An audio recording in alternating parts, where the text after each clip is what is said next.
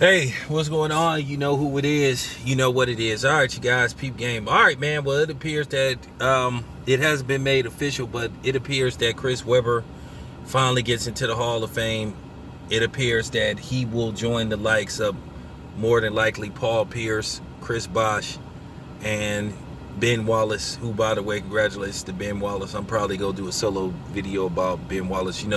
Keep in mind, Chris Webber, coming out of Michigan, was drafted number 1 overall by the Orlando Magic.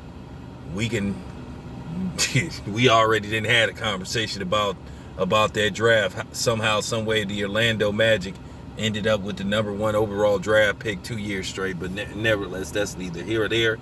He was drafted by the Orlando Magic, and he was traded to the Golden State Warriors for Penny Hardaway, who, by the way, should get some Hall of Fame consideration, but he may not get in because when he faded quick. But nevertheless, Chris Webber was a multi-time All-Star. He tallied up, I think he tallied up 18,000 points. I can't remember. I'm freestyling his numbers. I didn't get a chance to look it up.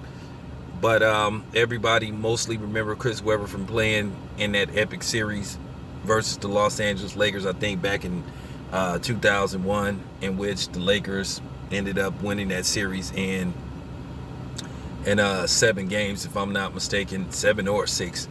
But a lot of people felt that Chris Webber should have gotten to the Hall of Fame on at least his 3rd year eligibility, but certain people had it in for Chris Webber. Chris Webber, to a certain degree, via Don Nelson, he unfairly got labeled, difficult to work with and, all this kind of stuff. Now, keep in mind, he played 1 year with the Golden State Warriors. He was traded, after 1 season because him and Don Nelson didn't get along, because one of the reasons is Don Nelson tried to make Chris Webber a center. Chris Webber was a power forward, and they just clashed. And then Don Nelson went on to admit years later that it was his fault that the Chris Webber thing went sour. But Chris Webber, had a reputation that followed him. He had some, questionable issues outside of basketball that was never proven, about certain affiliations with certain people.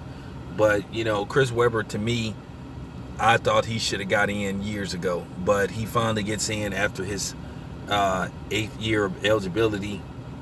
So congratulations to Chris Webber, man, on becoming a Hall of Famer. It's your boy Town Biz. I'm out.